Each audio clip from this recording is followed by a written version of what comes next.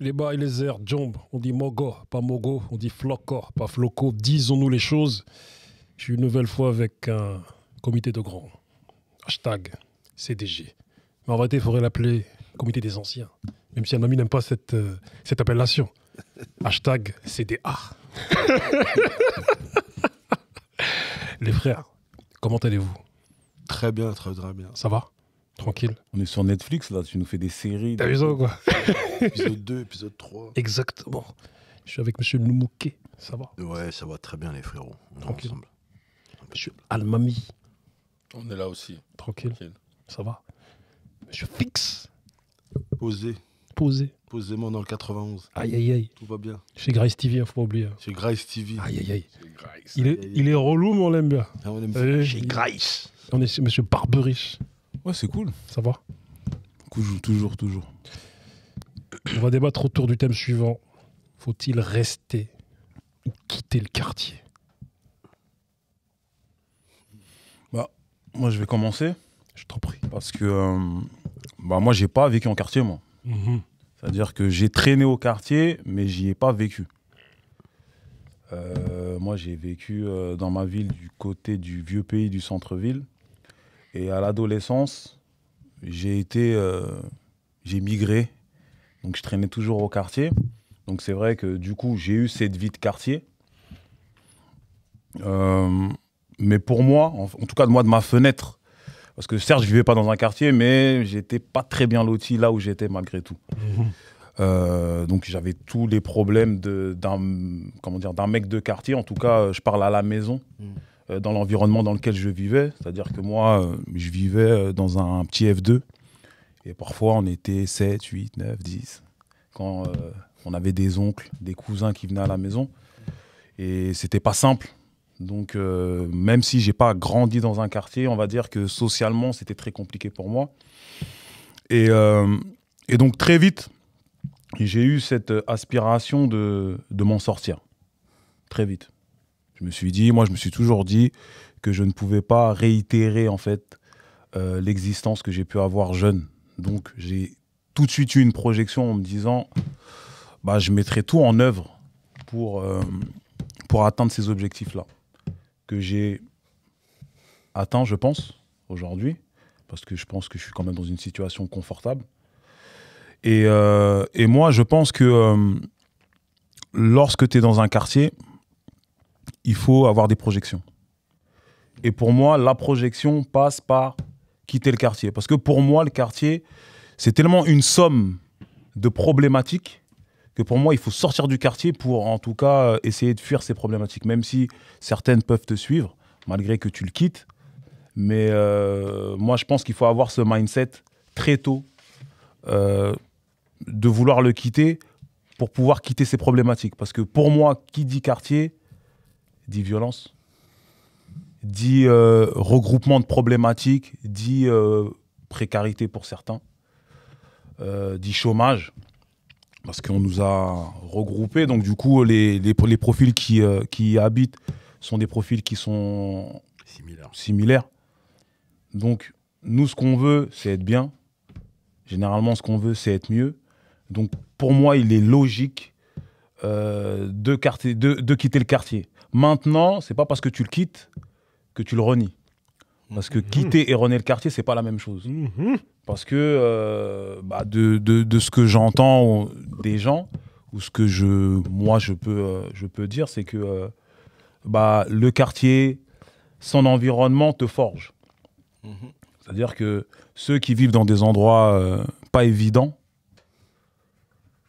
ont une force mentale qui est différente d'autres personnes. Dans les quartiers, il y a cette mixité qui n'existe pas forcément partout.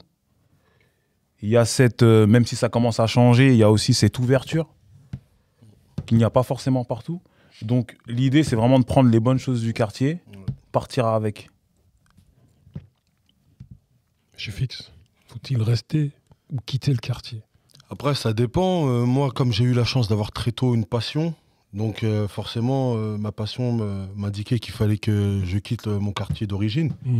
Après, tout dépend aussi l'environnement et le quartier comment il est, hein, parce qu'on a On a des gros quartiers, mais parfois, en vrai, c'est même pas une question qu'il soit chaud ou pas chaud. C'est juste comment toi, ton ressenti humainement, en fait. Tu vois, tu vas passer par des épreuves, quoi qu'il arrive. Tu passeras par des épreuves. Mais c'est ta manière de les appréhender qui va te donner de la consistance et de la crédibilité à les affronter pour pouvoir savoir si tu peux continuer à vivre le plus longtemps possible. Moi, me concernant, j'oublierai jamais là où j'ai grandi. Jamais, je renierai jamais. J'espère bien le rendre à travers mes œuvres artistiques et tout ça. Mais c'est vrai qu'à un moment donné, moi, il a fallu que physiquement, je m'en aille de là où j'ai grandi. Déjà, parce que ça, c'est une chose que je disais beaucoup à mon frère Bobby, c'était que j'avais l'impression que tant que je restais dans le quartier, je n'étais que fixe. Et qu'une fois que j'ai quitté le quartier, j'ai pu être aussi Olivier, tu vois. C'est-à-dire, tout le monde ne va pas t'interpeller, tout le monde ne va pas forcément s'intéresser à ta vie, parce que les quartiers, c'est aussi un peu des villages, faut dire la vérité. On connaît la vie de tout le monde, on sait... c'est des villages français, même. Voilà, c'est des villages, clairement, c'est des villages. Et ça peut être aussi chronophage, un quartier. C'est-à-dire que... tu passes du temps à expliquer pas mal de choses à des gens. Des fois, toi aussi, tu es dans une position où tu expliques un peu les choses et tout ça. Donc voilà. Mais moi, j'ai jamais autant aimé mon quartier que quand je l'ai quitté. Et à chaque fois que j'y reviens, franchement, l'amour et la bienveillance des gens, même de certaines personnes dont je doutais à un moment donné, à force de se côtoyer au quotidien, il y a des gens, t'as vu, tu peux plus les voir. Tu te dis, mais en fait...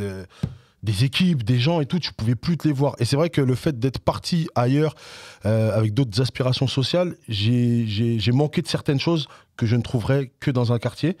Et c'est vrai qu'en tout cas, aux Ulysses, quand j'y retourne, c'est souvent une bonne expérience. Après, dernier point, il y a aussi un truc, c'est sur la sensibilité personnelle, parce qu'il faut s'accrocher aussi quand tu quittes un endroit, quand tu y reviens. Et on l'a vu dernièrement, il y a quand même aussi pas mal de décès, pas mal de maladies, pas mal de personnes qui étaient très très solides, qui ont fini en hôpital psychiatrique ou des choses comme ça. Et quand en vrai, tu as tes souvenirs d'enfance, tes souvenirs qui sont gravés soit dans ton cœur, soit en photo, et des fois c'est vrai que quand tu refais le parcours de certaines personnes, ça fait très très mal. Des fois quand tu reviens au quartier et que ça fait longtemps que tu n'as pas été et que tu croises une personne, alors comment ça va? Et ton père? Et ton frère? Et ta sœur? Et tout ça? Et des fois les réponses... Tu te dis, moi, j'étais venu passer un bon moment, frérot. Et en vrai, ça te renvoie à des choses. Parce qu'il y a énormément d'amour et énormément de gens que j'ai aimés là où j'ai grandi. Et il y a des destins qui sont très bien passés. Et il y a d'autres destins, ça fait mal. Cher Mamie, faut-il rester au quartier et y finir le restant de sa vie ou quitter le quartier? Je suis très attaché à mon quartier, moi. Très attaché, pourquoi? Parce que c'est là-bas où on m'a transmis la solidarité. On m'a transmis la solidarité, la fraternité, voilà, tout ce que je réalise aujourd'hui, en fait. C'est-à-dire que j'ai créé ma première association, j'ai mené tout un tas d'actions. Après, j'ai une attache particulière puisque, avec notre association, à l'époque, on a contribué à ce qu'il n'y ait plus de reproduction négative en termes de trafic de drogue, par exemple. C'est-à-dire qu'on s'est occupé de toute une génération de jeunes qui, potentiellement, auraient pu être des futurs candidats, les futurs relèves du réseau qui a été mis en place. Et on a indirectement contribué à ce que ça puisse pas se faire, puisque on a mis en place des actions concrètes qui ont tout simplement occupé l'espace. Et je me souviens d'un accrochage avec un ami d'enfance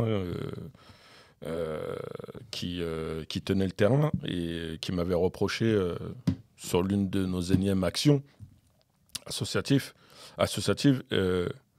d'attirer toujours du monde, que je l'empêchais de faire son travail. Je lui ai dit, je suis désolé pour toi, mais de l'autre côté, je suis content que ça te dérange, parce qu'en fait, cet espace-là, en fait, c'est un espace de vie. C'est pas une entreprise, c'est pas, tu vois. Et du coup, c'est pour ça que j'ai une attache particulière et que lorsque j'ai entamé à l'époque mes démarches pour quitter le domicile familial, j'ai galéré pour avoir un logement, pas forcément dans le quartier mais dans la ville, parce que mes actions ont eu des répercussions justement sur mon avenir social. Et du coup, c'est pas pour autant que j'ai coupé les ponts. Hein. C'est que maintenant, je me retrouve dans un autre département, pas trop loin. Je vais pas le citer parce que sinon tu vas sortir les trompettes. et du coup,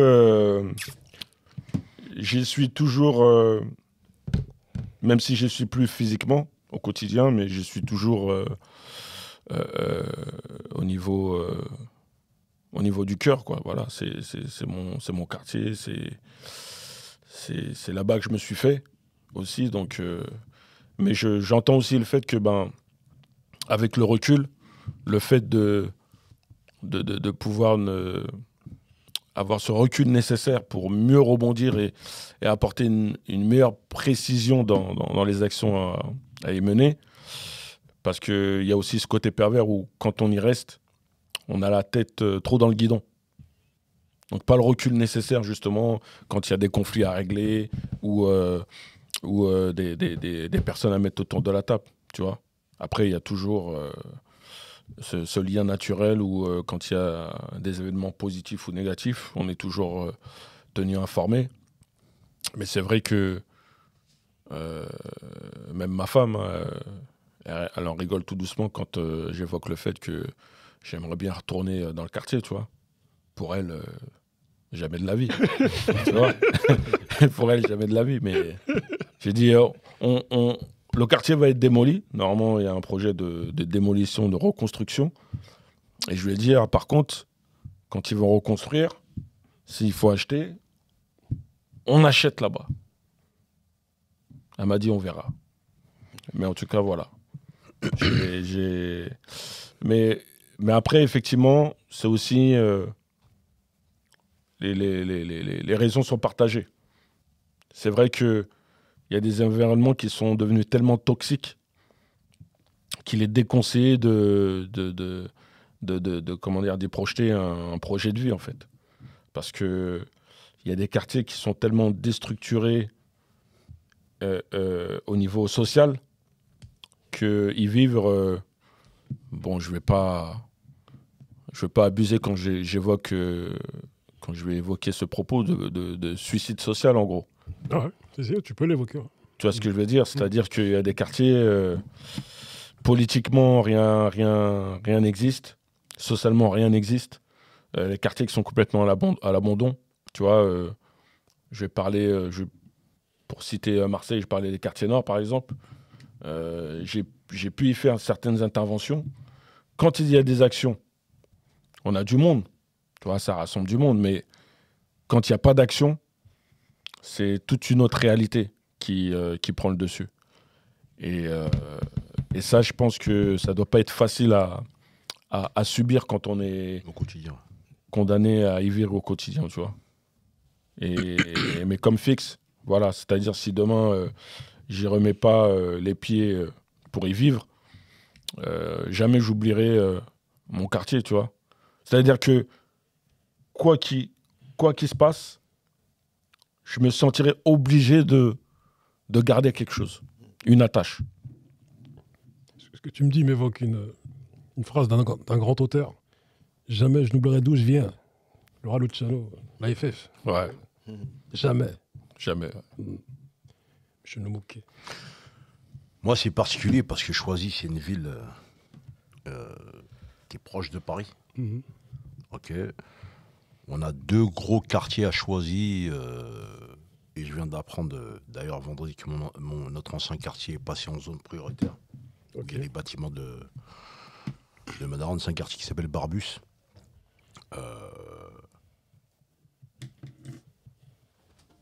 Ouais, j'aime beaucoup ma ville, j'aime beaucoup mon quartier. Tu vois, j'aime beaucoup moi, j'y habite toujours, dans un autre quartier à Choisy, dans les bâtiments qui sont tout neufs, etc. C'est un autre quartier. T'es la classe moyenne, quoi. Voilà, on va dire ça comme ça. Et en vérité, c'est le 9-4, c'est très particulier. Parce qu'il y a beaucoup de quartiers, mais si tu veux, c'est très proche de Paris, c'est limitrophe. Tu vois, Vitry, par exemple, Vitry, aujourd'hui, a énormément changé. Il y avait des très gros quartiers, par exemple, À Balzac, aujourd'hui, ils ont tout détruit. Tout est neuf. Ça reste des blocs bâtimentaires. Mais si tu veux, les gens ne traînent plus là. Donc en vérité, même dans Choisy, il y a certains quartiers qui restent un petit peu ghetto youth. Mais si tu veux, c'est tellement proche de Paris. Alors quitter pour aller où? Quitter pour aller 91, 78 ou dans le centre de Paris. Tu vois, et en vérité, c'est pas catastrophique. Ils ont refait certains grands axes et certains bâtiments. C'est vivable. Après, c'est l'environnement. Ça a énormément changé. Ce qui est grave sur une ville comme Choisy, par exemple, aujourd'hui, c'est Juvisy. La première grosse gare, c'est Choisy, ou par le RERD, c'est Villeneuve-Saint-Georges. Et là, Choisy, c'est devenu une ville de passage, parce que c'est tellement bien desservi que c'est vrai que le centre-ville, quand tu arrives au centre-ville, entre la gare et les quartiers, ça fait flipper. Donc quand les gens te disent, oui, est-ce que tu veux quitter Choisy? Oui, j'ai envie de quitter. Mais pour aller où? Soit ce sera dans le fin fond du 91, soit ça va être dans le 77 ou le 78. Et à gagner, je préfère rester à Choisy. C'est pour une question de transport et aussi limitrophe.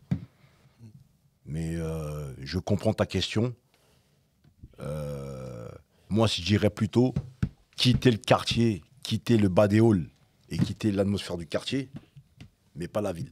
Tu vois, parce qu'il y a deux trucs. C'est rester au check-out sur les bancs avec tes frérots ou dans les halls. Oui, ça, il faut le quitter. Mais la ville, personnellement, non.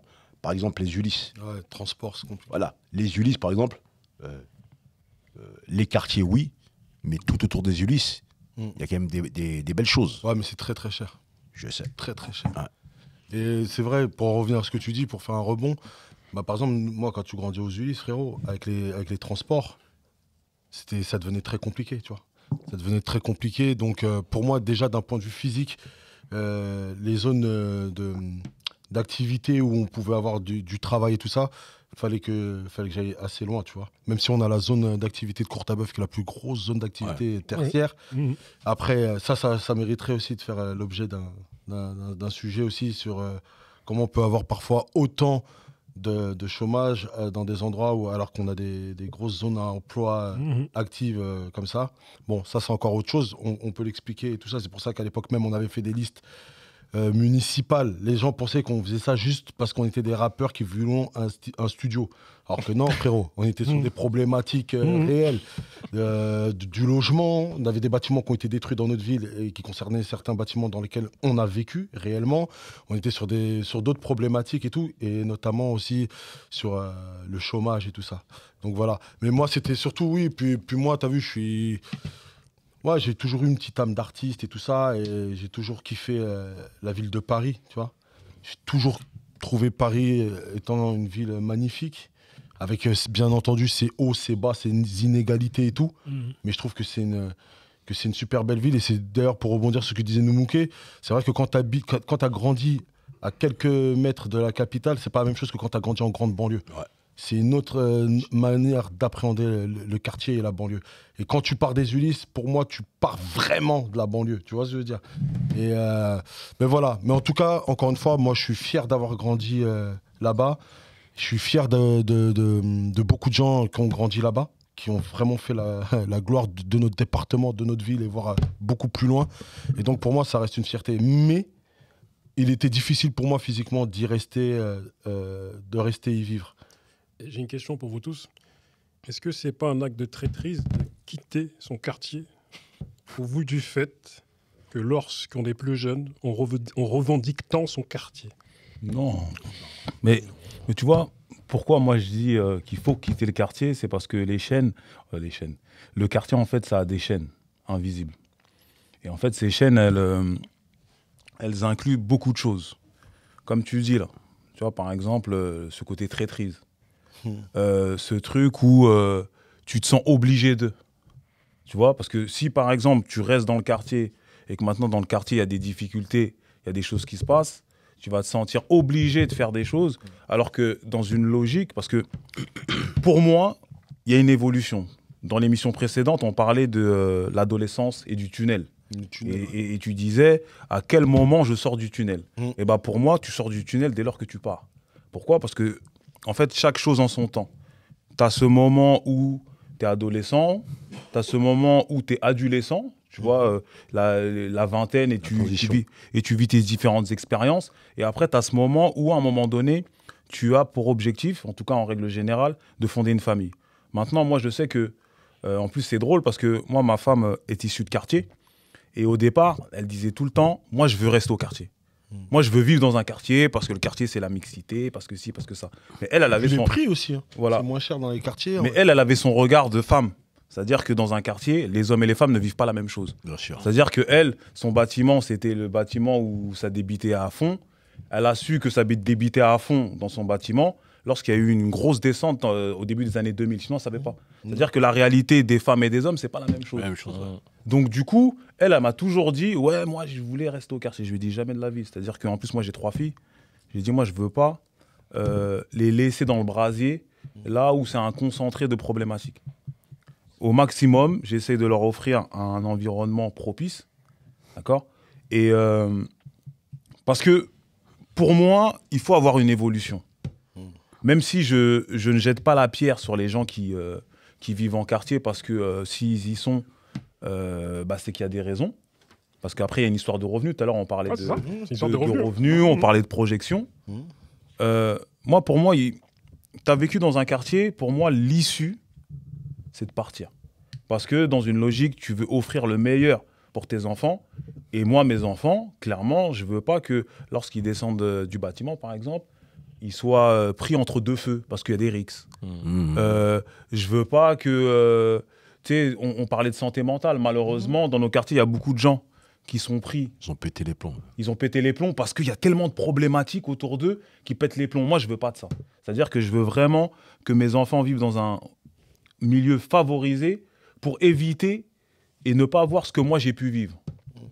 Donc, en tout cas, moi, dans ma logique, pour moi, il faut quitter le quartier. Parce que quand tu es au quartier, toutes les problématiques qui sont encore au quartier, tu y es encore confronté.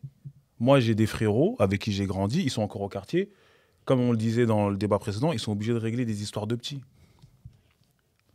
Ils se sont pris des coups de marteau, ils se sont pris de... Pourquoi ? Parce qu'ils vivent au quartier. Les petits, ils sont dans la même logique que nous, on était il y a quelques années, de rester, par exemple, en bas du bâtiment. Toi, tu es avec ta famille, tu es chez toi. L'odeur de la cigarette, du joint et tout, ils rentrent chez toi. Tu ne vas pas accepter. Donc, qu'est-ce qui va se passer ? Tu vas descendre. Tu vas dire 1 fois, 2 fois, 3 fois, même s'il y a le respect. Hein. Mais à un moment donné, là, il y a d'autres enjeux parce que tu es père de famille. Il suffit qu'il y ait un manque de respect. Qu'est-ce qui se passe ? Catastrophe. Et comment tu fais après ? Ça veut dire qu'au quotidien, tu vas devoir vivre avec des gens, même si ce n'est pas que ça, je ne veux pas noircir le tableau, mais ça fait partie. Ça fait partie. Donc, oui, ça veut une grande... Enfin, ouais, tout dépend. Tout dépend. Ça dépend d'une grande partie. Excuse-moi, je rebondis vite fait. Non, vas-y, Frangin, vas-y. Tu vois, regarde, par exemple. Vous rebondissez beaucoup, hein. C'est bien, vous êtes des basketteurs, c'est bien. Je vais t'expliquer une chose. Souvent, les gens partent ailleurs, pensent que c'est mieux, ok. Et dès qu'ils sont en difficulté, ils veulent retrouver leur espace d'enfance. Parce que ce qu'on va attraper peut-être dans une cité, oui, il y a des mauvais paramètres, mais en règle générale, quand on te connaît, quand tu es respecté, parce que tu es d'une bonne famille, je ne parle pas, comme on disait tout à l'heure, qu'on ait peur de toi ou pas de toi, c'est quand tu es respecté, tu es d'une bonne famille, on te respectera. C'est-à-dire que ta relève, c'est-à-dire que tes enfants seront en général en sécurité. Ta maman ou ta femme, on leur portera les courses. Il y a quand même certains codes qu'on ne trouve pas ailleurs. Okay. Et aujourd'hui, avec tout ce qui se passe dans d'autres écoles, les histoires de pédophilie, des trucs bizarres partout. Moi, je trouve que quand tu as grandi quand même dans un environnement et que nos familles se connaissent et qu'on se respecte, je pense que c'est beaucoup plus agréable de vivre entre nous. Je parle pas, peut-être pas dans des gros blocs, etc. Mais il y a aujourd'hui, dans toutes les banlieues, il y a quand même des bâtiments où c'est quand même sympa. Donc, je suis d'accord avec toi, Noumouké, mais Est-ce que les quartiers d'aujourd'hui, ils n'ont pas changé par rapport, je te parle en termes d'ambiance, en termes de contexte. Parce que c'est ça, en fait. Parce que moi, en tout cas, moi, de ma fenêtre, pour moi, les quartiers, ils ont changé. Pour moi, je trouve qu'on a plus investi dans le bâti que dans l'humain. Ouais. C'est-à-dire qu'on a des quartiers qui sont, pour moi, quasiment, en tout cas en Ile-de-France, on a des beaux quartiers maintenant. Oui. Je trouve qu'on a vraiment des beaux quartiers. Il y a des endroits en France, nous, quand on a l'occasion de faire des interventions ou des concerts et tout, quand on va voir dans les maisons de quartier, dans certains endroits, dans des banlieues reculées, dans le sud et tout, tu te dis, ah ouais, les services publics ici, tout ça, machin, c'est terminé, quoi. Tu vois, vraiment, c'est des zones reclues et vraiment mises à l'écart. Donc, il y a des endroits où c'est plus compliqué. Mais pour moi, encore une fois, si tu investis plus sur le décor que sur les gens qui vont habiter à l'intérieur, ça va ramener des problématiques de manière toujours... c'est un cercle vicieux, en fait, pour moi. C'est un cercle vicieux. Parce qu'à chaque époque, c'est problème, en vrai. Tu vois, excuse-moi, juste les problèmes suite à après les années 60, la manière comment on a rempli les quartiers populaires, c'est pas la même chose que dans les années 90, c'est pas la même chose qu'aujourd'hui. Mais il y a une problématique qui reste la même, c'est souvent les plus pauvres qu'on met dans ces endroits-là. Donc il y a une réalité économique. Et tant que cette réalité économique, on n'y fait pas face et on n'arrive pas à vraiment trouver des solutions, c'est pas telle ethnie ou telle religion et tout. C'est à un moment donné, quand on n'a rien pour remplir le frigo, frérot, qu'est-ce qu'on est prêt à faire? Je rebondis sur ce que tu dis, parce que j'allais en parler justement. Est-ce que c'est pas logique de vouloir quitter le quartier parce qu'à un moment donné, le plan du gouvernement de l'époque des années 60, c'était les grands ensembles. Et les grands ensembles, c'était un mélange de différentes classes sociales, différentes CSP, c'est-à-dire il y avait des ingénieurs qui côtoyaient des ouvriers, autres. Genre c'était le rêve français. Et en fait, les quartiers devaient être, comment dire, ça devait être une période de transit. C'est-à-dire, le rêve français, c'était on reste 5 ans dans les quartiers, accès à la propriété, j'ai mon pavillon, j'ai mon jardin, j'ai mon chien, et je fais des barbecues. Et j'ai mon chat aussi. Et j'ai mon chat aussi. Mais ce projet est tombé à l'eau. Mais il y a eu Ça la crise aussi. Oui, il y a eu la crise. Je vous explique, attendez. Ouais. J'ai pas fini. Justement, la crise économique, 73, l'Arabie Saoudite qui a dit c'est bon, le pétrole, on va l'augmenter. Du coup, il y a une crise économique en France qui a fait que les populations des quartiers ont changé parce que certains ont eu accès à la propriété, notamment des gens issus de la classe moyenne de l'époque qui étaient plutôt blancs. Ils sont partis des quartiers. Aussi des classes populaires. Voilà, des classes populaires. Ouais, c'est ça. Ils sont plutôt partis. Une évolution sociale. Exactement, il y a une évolution sociale et c'est pas pour rien qu'à un moment donné, des années 80, quand on regarde nos photos de classe, il y a beaucoup de blancs dans notre classe. Bien sûr. Il y a beaucoup de blancs dans les quartiers à ce moment-là. Années 90, quand on arrive au collège, il y a beaucoup de Renois, beaucoup de Rebeux.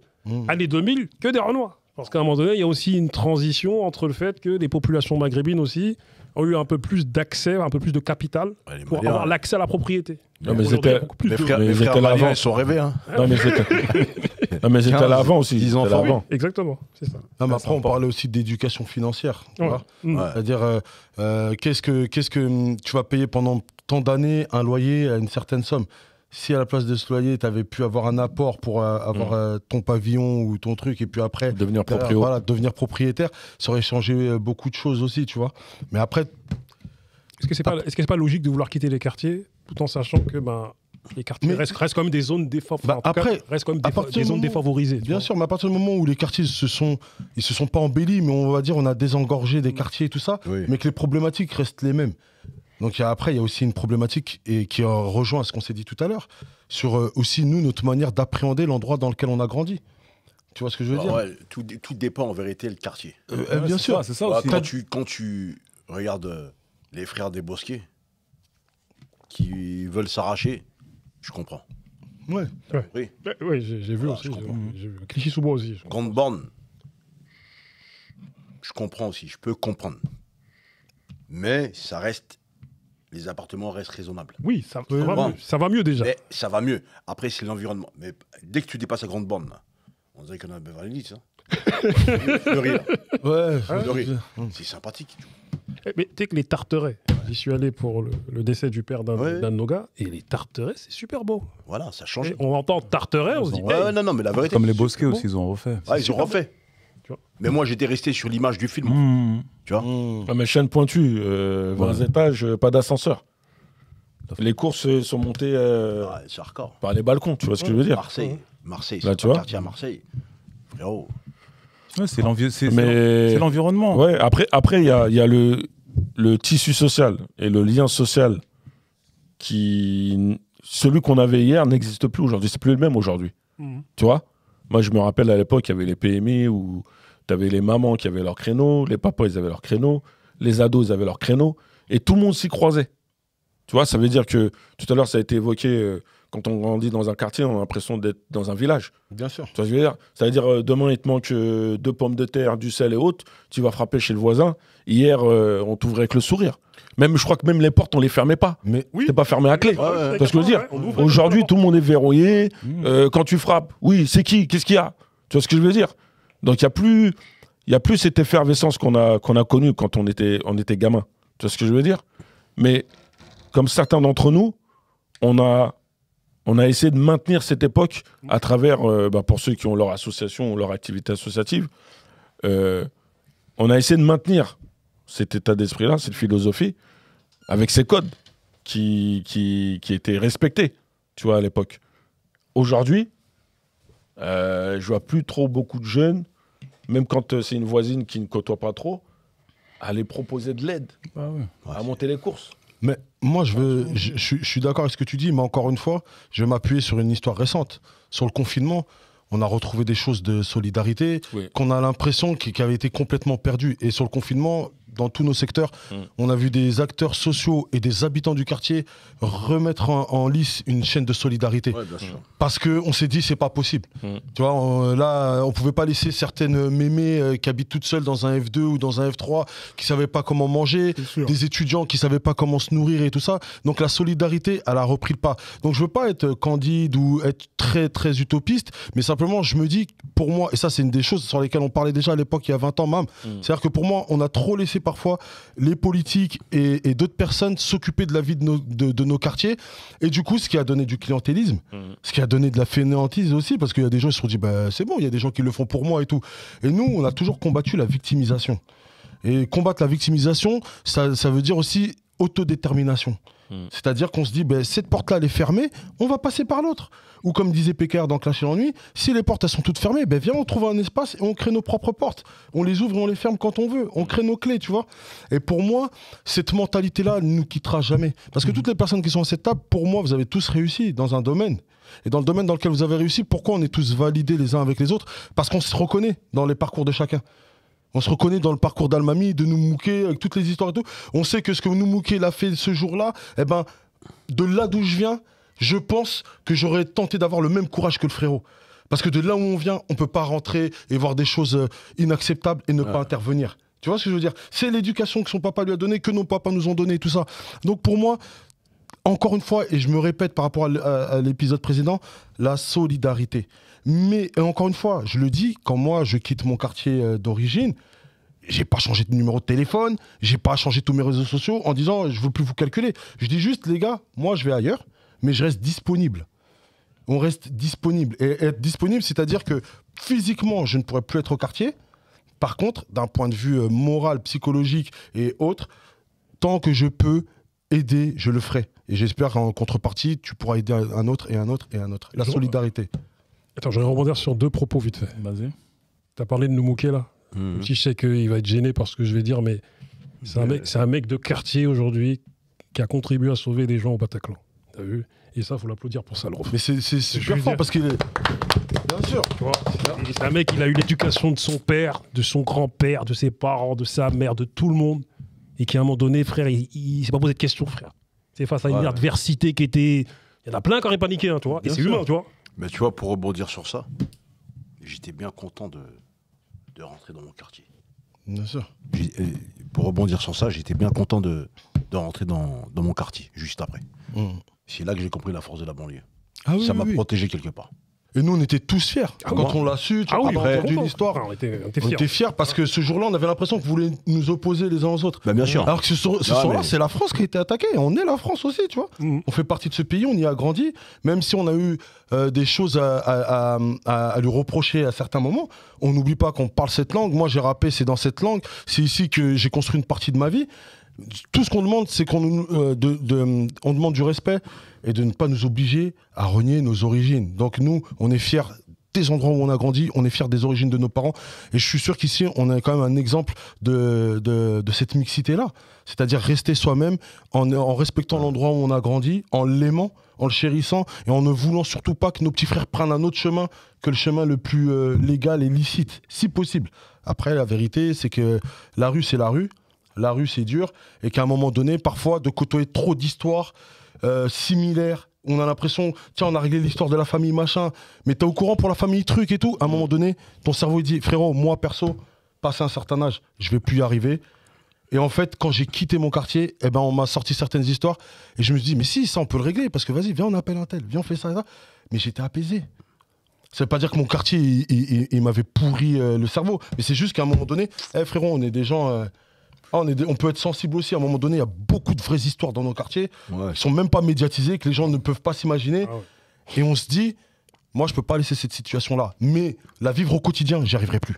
Donc, tu as du recul, on arrive à gérer à distance parfois. Moi, je suis d'accord. Moi, je pense qu'il faut passer le relais.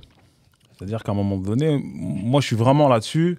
Après, jamais renier le quartier. Parce qu'au quartier, moi, j'y vais parce que je continue à travailler dans ma ville. Donc, en plus, moi, c'est particulier parce que moi, je suis originaire d'un quartier, mais on m'identifie d'un autre quartier.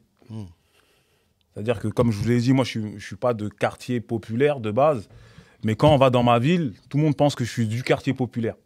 Parce que vu que j'y ai tout le temps traîné et que j'y suis un ancien, c'est-à-dire que dans la ville, quand les gens ils me croisent, ils disent « Ah, l'ancien, l'ancien, l'ancien ». Mais pour moi, il faut passer un relais. Moi, je donne un exemple. C'est que moi, dans ma ville, Villepinte, il n'y a pas de rixe interquartier. Les gens, ils ne savent pas pourquoi il n'y a pas de rixe interquartier. C'est parce que nous, quand on avait 18, 20 ans, on a créé un collectif qui s'appelait Flow du Bled. Et en fait, ça réunissait tout le monde, de tous les quartiers, que ce soit les quartiers du vieux pays, les quartiers zones prioritaires et autres. Et du coup, on est arrivé dans des âges où, entre guillemets, on était toujours dehors. Quand on est à la vingtaine, on va dire que c'est nous qui sommes un peu plus dehors que les autres, qui sommes un peu plus nombreux. Et du fait qu'on était les rappeurs de la ville, parce qu'à l'époque, il n'y avait pas beaucoup de rappeurs dans les villes, on était influents. Et on avait la chance, je pense, d'être des grands avec une belle mentale. C'est-à-dire que dans le collectif, il y avait des mecs qui étaient chauds, mais qui avaient une bonne mentale. Et du coup, on a propagé cette mentale à la génération d'en dessous, qui, elle, a propagé ça à la génération d'en dessous. Et du coup, comme on dit souvent que les rixes interquartiers, c'est souvent les héritages des grands du quartier, nous, on n'a pas propagé, paraît-il. Nous, on n'a pas transmis ce truc-là. Et là, moi, ce que je suis en train de voir, c'est que notre héritage, il est un peu en train de s'effriter, parce qu'il y a des nouvelles populations qui arrivent. Villepinte, c'est en train de construire à toute patate. Et moi, ce que je suis en train de me dire, c'est que l'héritage qu'on a laissé, pour moi, je pense qu'il va changer. Mais je ne me vois pas, par exemple, revenir et dire « Ouais, les gars, nous, il y a 25 ans, on a fait ça. » Pour moi, il faut passer le relais. C'est-à-dire que il faut quitter en ayant l'âme, comment dire, apaisée. C'est-à-dire que moi, j'ai fait, comme on dit, moi, j'ai fait mon devoir. Tu as fait ce que tu as pu. Au moment où j'étais là, j'ai fait mon devoir. On a transmis comme on a pu. Et c'est à ceux qui sont derrière de faire de prendre la succession. Moi, je suis vraiment dans cet état d'esprit-là. Et du coup, c'est pour ça que je dis qu'à un moment donné, il faut qu'il. Parce que chaque chose en son temps. Et il y a des passations qui se font. Mais si tu restes là, la passation, elle ne peut pas se faire, en fait. Faut kill, c'est vraiment un mot d'ancien. Hein. Faut kill. Mais attends, j'aimerais poser une question. Est-ce que vous comprenez ceux qui quittent le quartier et qui le renient? Est-ce que vous les comprenez? Oui, si, moi je comprends. Moi je comprends, moi aussi. Ceux qui ont subi des événements soit tragiques ou dramatiques. Oui, voilà. À part ça, oui. Mais dans ces cas-là, oui. Par exemple, nous, on avait une famille où une bonne partie de la famille a perdu la vie lors d'un incendie accidentel. Tu vois, c'est pas facile de rester dans le quartier où tu as perdu une partie de ta famille, tu vois. Et après, il y a d'autres événements tragiques ou dramatiques, mais partir comme ça et tirer un trait alors que tu n'as rien subi de néfaste, je sais pas. Et ça arrive, hein. Il y en a certains, ils tournent le dos complètement. Hein. Changent de vie. Comme ça, je suis tombé sur un grand de mon quartier, un ancien, lors d'une manif. Et en fait, il était RG. Ok. Et je savais pas. C'est ce que je veux dire. Lui, il savait qu'il était. Il a tout Ouais. balancé. Mais tu vois, mais il était pas méchant, tu vois. Mhm. Mais tu sais, tu vois un ancien du quartier, tu te dis, bon, il est dans la vie active comme tous les anciens. Ouais. Mais tu le vois dans une manif, tu te dis, oh, c'est comment? Et au final, ben, il a vu que j'ai vu.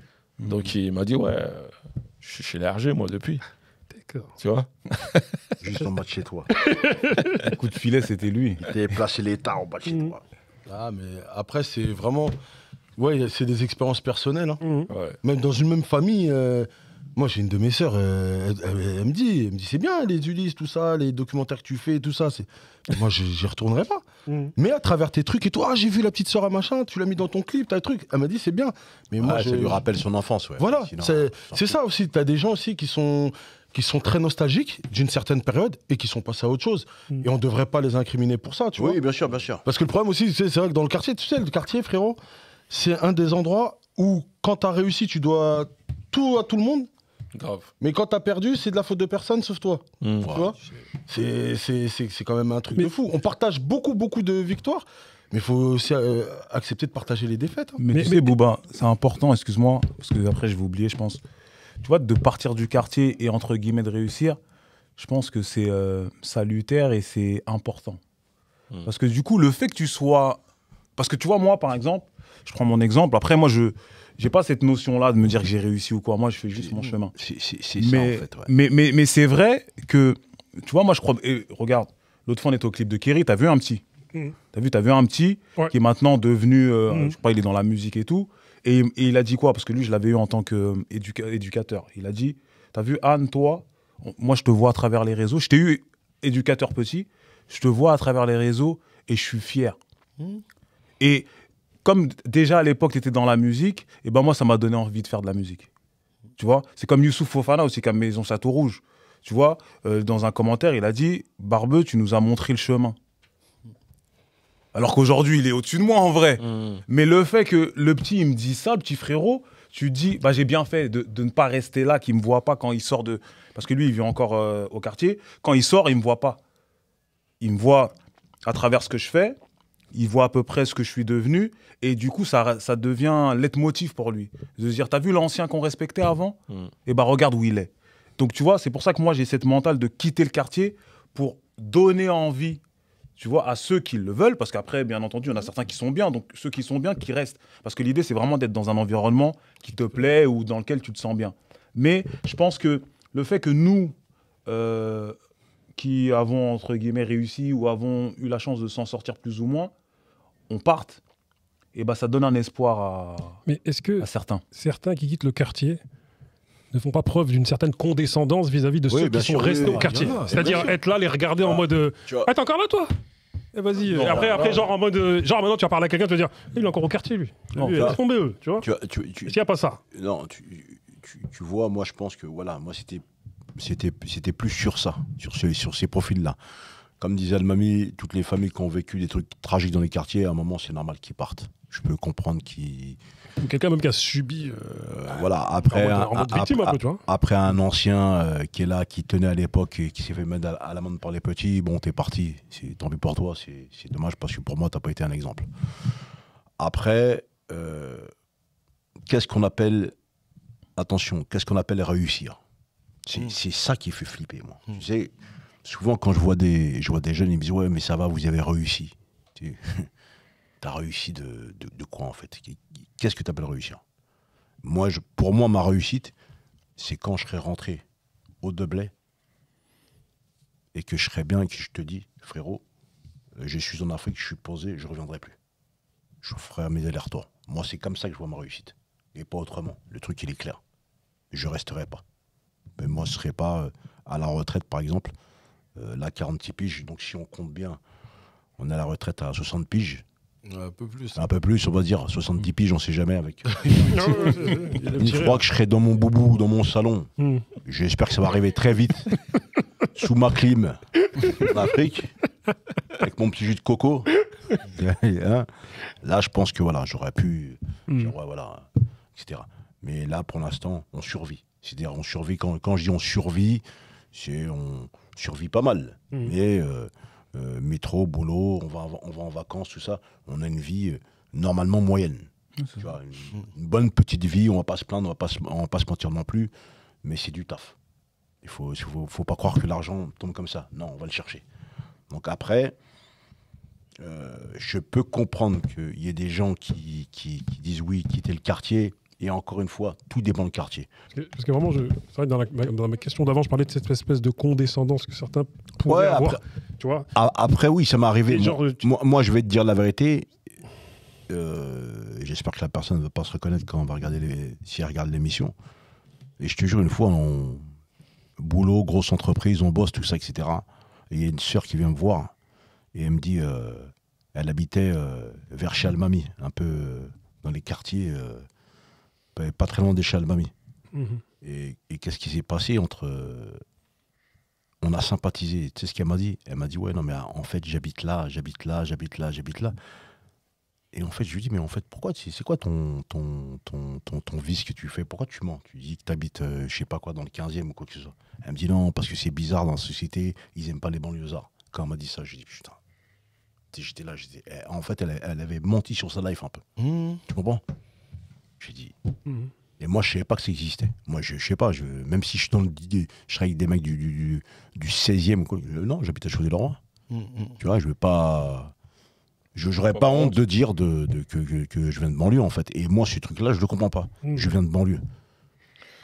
Après, pour rebondir sur ta question, tu as effectivement ceux qui partent avec ce fameux mépris, là. Ouais, le mépris, de haut, tu vois. Le mépris, ouais. Tu regardes de haut, c'est des personnes qui sont imbues de leur personne, tu vois. C'est pas parce que tu habites dans un quartier que tu vas être forcément en mode, tu vois, humble, tu vois. Il y a une diversité au-delà de nos origines dans les quartiers, tu vois. Tu as des gens qui votent autant à droite que ceux qui votent à gauche, par exemple, tu vois. D'autres sont des gros capitalistes aussi, tu vois. Bien sûr. Et ceux-là, ben, en vérité, tant mieux qu'ils bougent. Parce qu'ils n'ont jamais rien apporté de concret au quartier. C'est ça. Tu vois ce que je veux dire? Tu vois, ils sont là, ils disent, et souvent, c'est des profils qui aiment bien semer la zizanie, j'ai envie de dire, en quelque sorte, tu vois. Vous aimez bien confronter les réalités. Ah, de toute façon, vous êtes, tu vois, ça va rabaisser. Ouais, de toute façon, vous êtes condamné à rester dans les halls. Mais en vérité, toi, tu fais quoi à côté? Tu vois, parce que c'est le genre de profil aussi qui va se vanter si jamais il bosse dans les beaux quartiers. Ouais, moi, je viens d'ici. Ouais, c'est ça. Tu vois ce que je veux dire? À côté, il va dire que ah, mais c'est des cassos là-bas. Vas-y, vous êtes des cassos. Il va te dire, c'est des cassos. Tu vois, moi, je suis là, j'ai quitté, moi. Tu vois, après, c'est peut-être que la personne elle-même, elle est complexée. Hein. Ah ouais, c'est ça. Oui, souvent. Faut qu'elle interroge son propre complexe plutôt que d'en filer à d'autres, quoi. Exactement. Est-ce que vous comprenez ceux qui restent au quartier? C'est-à-dire. Ouais, bien sûr, moi, je comprends. Ceux qui. Genre, ils sont en mode trentenaire, quarantenaire. Ouais, je les comprends. Je les comprends. Est-ce que vous comprenez? Bien sûr, mais même tout à l'heure, on l'a dit, même financièrement. Les loyers. Vivre ailleurs. Hein. Tu vois, Non, ils ont pas les moyens de vivre ailleurs. En fait, moi, regarde, tu sais, on a beaucoup de. Tu vois, même mon grand frère Amadoun, lui, il vient pratiquement toutes les semaines, il vient. Et souvent, tu as vu, moi, je croise des mecs de Choisy qui me respectent, tout ça, etc. Et la dernière fois, j'étais assis avec un pote à moi, il s'est marié, il devait avoir 20 piges, il a fait toute sa vie au quartier, il est plus grand que nous. Mais en vérité, quand je le regardais comme ça, je me dis, mais en fait, le mec, il veut pas plus, il a une vie sympa, il a eu ses enfants, il est posé, il ne crée pas de problème aux gens. Et puis en vérité, il m'a dit, moi, je suis heureux comme ça. Il cherche pas plus loin. Parce que regardez, moi, je décèle 3 profils de gens qui restent au quartier. Par exemple, il y a ceux qui sont en mode trentenaire, quarantenaire. Ils font leur vie en mode cité dortoir, métro, boulot. On les voit pas ou peu. Ils rentrent pour dormir. Ils se mêlent pas ou peu de la vie de quartier. Bien sûr. Parce que la majorité aussi des gens de leur génération à la steppe, comme on dit.